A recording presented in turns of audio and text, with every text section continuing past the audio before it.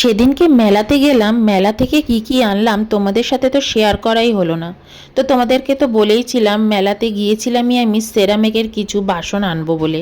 আমার একটা বোল ছিল, সেটা ভেঙে গেছিলো।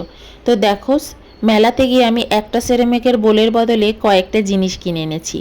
এই ছোট্ট যে হুন্ডি বলতে পারো, হাঁড়ি বলতে পারো, এটা এনেছি।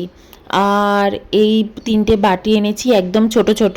কোন কাজে লাগাবো এখনও ভাবিনি, তবে আমার এরকম ছোট ছোট বোলের খুব দরকার, চাটনি বা বিভিন্ন আচার রাখার জন্য না দরকার হয়।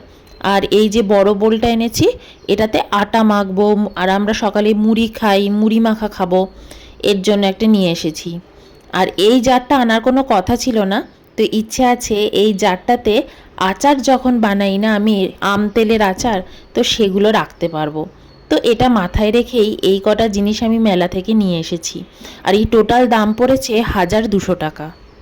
আর হ্যাঁ, আরও একটা জিনিসও এনেছি, তোমাদের দেখাতে তো ভুলেই গেছি। এই দেখো, এটা হচ্ছে একটা কোন স্ট্যান্ড বা ধুনো স্ট্যান্ডও বলতে পারো। এর মধ্যে ওই যে ঠাকুরের সামনে যে ধুনোগুলো দেয় না, যেটা দিয়ে খুব সুন্দর ধোয়া ওঠে আর ঘর একদম ধুনো ধুনো হয়ে যায়। তো দেখো, ওই ধুনোর একটা স্ট্যান্ড এনেছি। এইটা না আমার অনেক দিন ধরে কেনারই ইচ্ছে ছিল। তো আমাজনে আমি দেখেছি, তো ভেবেছিলাম হাতে একেবারে নিয়ে কিনলেই ভালো। তো ওর জন্য মেলা থেকে নিলাম। তো এটা না 300 টাকা দাম চেয়েছিল, আমি এটা 250 টাকা দিয়ে কিনেছি।